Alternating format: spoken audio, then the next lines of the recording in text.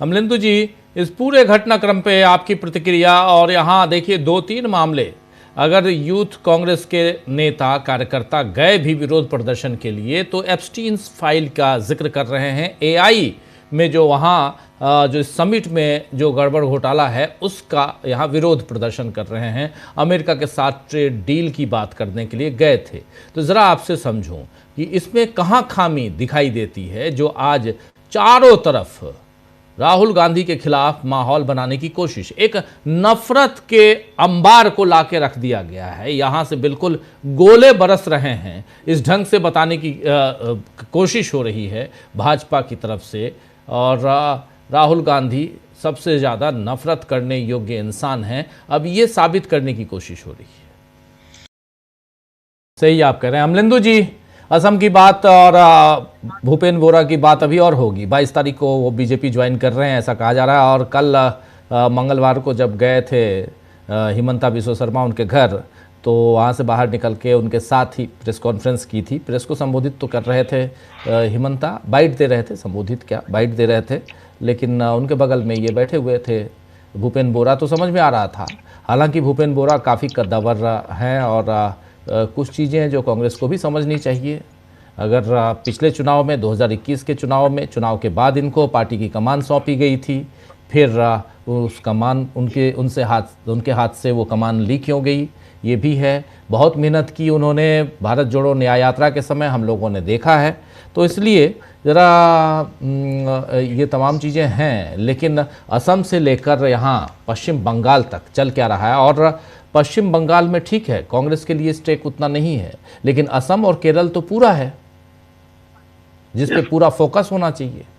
प्रियंका गांधी जा रही हैं ठीक है, लेकिन उससे पहले एक बहुत बड़ा झटका है अगर ये इन्होंने छोड़ दिया भूपेंद्र बोरा ने। तो ये कि राहुल गांधी सबसे ज्यादा नफरत करने योग्य इंसान हैं, तो ये कल जो आरोप था कांग्रेस का, खासतौर से पवन खेड़ा का, कि गोट से तैयार किया जा रहा है राहुल गांधी के लिए, उस पर मोहर लगाई जा रही है और ये बताया जा रहा है कि हाँ राहुल गांधी के लिए हम गोट से तैयार कर रहे हैं। भाई अगर यूथ कांग्रेस ने कोई प्रदर्शन किया तो उसमें राहुल गांधी का क्या योगदान है?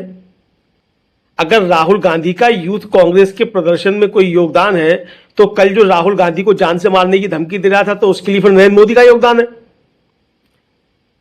क्योंकि भाई नेता प्रतिपक्ष और नेता पक्ष जो है उसी से बात होगी ना फिर लोकसभा के अंदर जो है।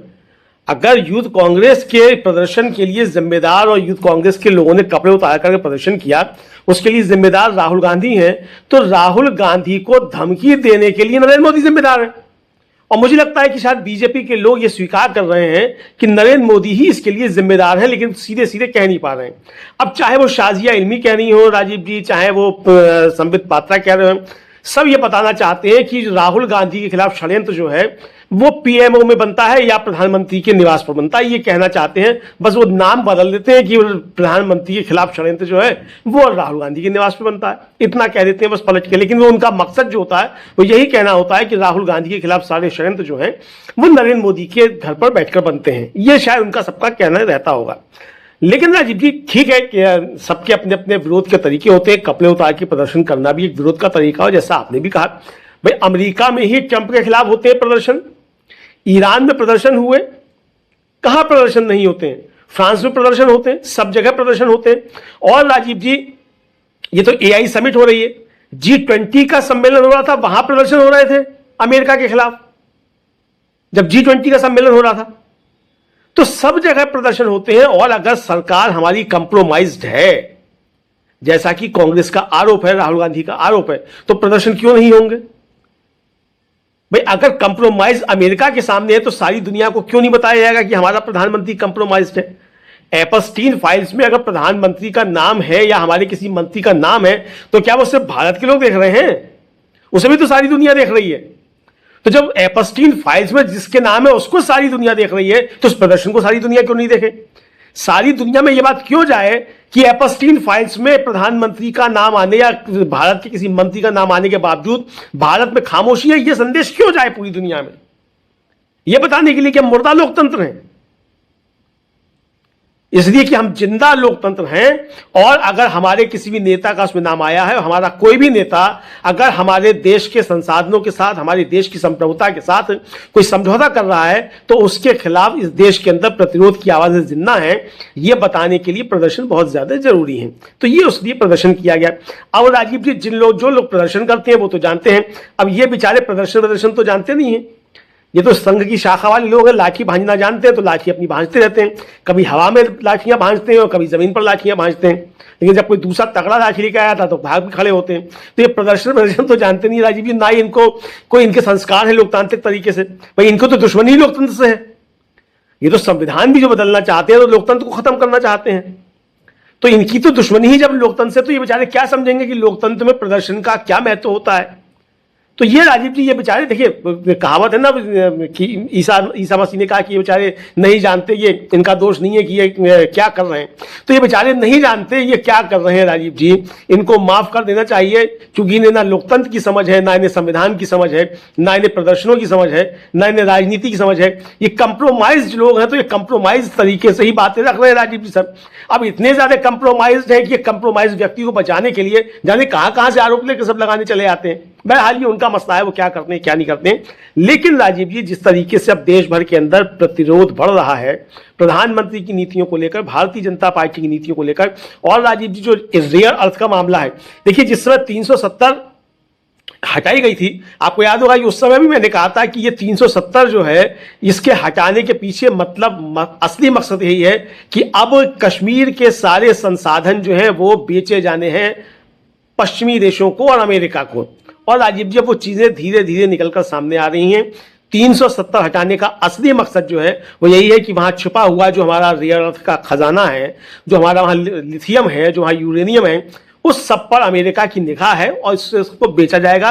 कंप्रोमाइज्ड प्रधानमंत्री जो है, पता नहीं कब से कंप्रोमाइज है राजीव जी, समझ में नहीं आता है, और उसको मुलम्मा चढ़ाया जा रहा है राष्ट्रवाद का।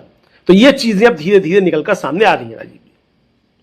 क्लोजिंग कमेंट आपसे, और इसमें सवाल वही एक जो प्रेम कुमार जी जो पूछ रहे थे अभी सुनील शुक्ला जी से, जरा आपसे भी समझना चाह रहा हूं। राहुल गांधी को देश छोड़ने की बात कही जा रही है, राहुल गांधी भारत छोड़ो के नारे बुलंद किए जा रहे हैं, राहुल गांधी देश के लिए बहुत खतरनाक हो गए हैं ये कहा जा रहा है, कांग्रेस पार्टी ने कैसे इंसान को नेता प्रतिपक्ष बना दिया ये कहा जा रहा है। सारी चीजें जो कुछ भी हो रहा है हिंदुस्तान में उसके लिए राहुल गांधी ही जिम्मेदार हैं। तो नरेंद्र मोदी की सरकार आखिर कैसे चल रही है बिना रूल रेगुलेशन के, बिना कानून व्यवस्था के? सवाल तो पैदा होता है यहां पे। बिल्कुल राजीव जी, और देखिए मजे की बात क्या है कि जो लोग अंग्रेजों भारत छोड़ो आंदोलन का विरोध कर रहे थे, अंग्रेजों के साथ खड़े थे, वो आज कर रहे हैं राहुल गांधी भारत छोड़ो। कितने मजे की बात है कि यानी आप अंग्रेजों के साथ खड़े थे और आप भारत छोड़ो आंदोलन का विरोध कर रहे थे, और आपके जो एक नेता थे जो मुस्लिम लीग के साथ सरकार में उप मुख्यमंत्री थे, वो तो अंग्रेजों को चिट्ठी लिखकर बता रहे थे कि किस तरीके से भारत छोड़ो आंदोलन का दमन किया जा सकता है। तो वो चिट्ठी राजीव जी लोग बार बार पढ़ लेते हैं श्यामा प्रसाद मुखर्जी की, जिन्होंने अंग्रेजों को लिखी थी कि भारत छोड़ो आंदोलन का किस तरीके से दमन किया जा सकता है, और तुरंत जो है नारा लगाने पहुंच जाते हैं राहुल गांधी भारत छोड़ो।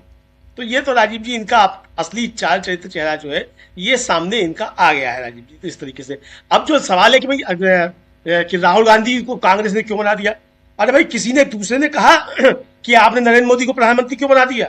बीजेपी से पूछा किसी ने कि गडकरी साहब को क्यों नहीं बनाया, राजनाथ सिंह को क्यों नहीं बनाया, या योगी आदित्यनाथ को क्यों नहीं बनाया, अमित शाह को क्यों नहीं बनाया? पूछा किसी ने? अरे पार्टी अपनी है भाई, जो पार्टी तय करेगी वो करेगा। आप कौन होते तय करने वाले कि राहुल गांधी को नेता बना दिया कि बना दिया? कल को हम कहने लग जाए कि नरेंद्र मोदी जो है प्रधानमंत्री पद के लायक नहीं, अमित शाह को बनाओ प्रधानमंत्री, तो मान ली जाएगी हमारी बात। तो इसी तरीके से राजीव जी, भाई अपनी पार्टी है, आपकी पार्टी, आपने तय किया नरेंद्र मोदी बनेंगे। हालांकि बीजेपी ने तय नहीं किया कि नरेंद्र मोदी प्रधानमंत्री बनेंगे, क्योंकि नरेंद्र मोदी को 240 जो सांसद है बीजेपी के, उन्होंने अपना नेता अभी तक नहीं चुना है।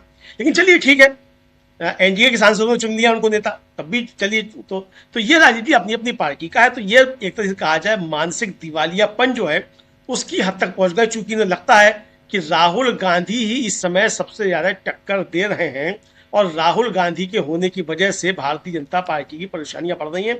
और सबसे बड़ी बात राजीव जी ये है कि राहुल गांधी की वजह से पूरे देश में ये बात जा रही है कि कुछ गड़बड़ है मामला, और इतना ज्यादा गड़बड़ है कि उसकी वजह से मोदी जी देश बेचने पर आमादा है। ये बात राजीव जी आम जन की समझ में आ रही है। उसे ये समझ में नहीं आ रहा कि एप्स्टीन फाइल है, फाइलों में क्या है क्या नहीं है। इतना समझ में आ रहा है उसको कि कोई बहुत बड़ी गड़बड़ है जिसकी वजह से मोदी जी देश बेचने पर आमादा है। तो ये राजीव जी भारतीय जनता पार्टी की परेशानी का सबब है और इसीलिए राहुल गांधी से इतनी ज्यादा तकलीफ भारतीय जनता पार्टी को हो रही है।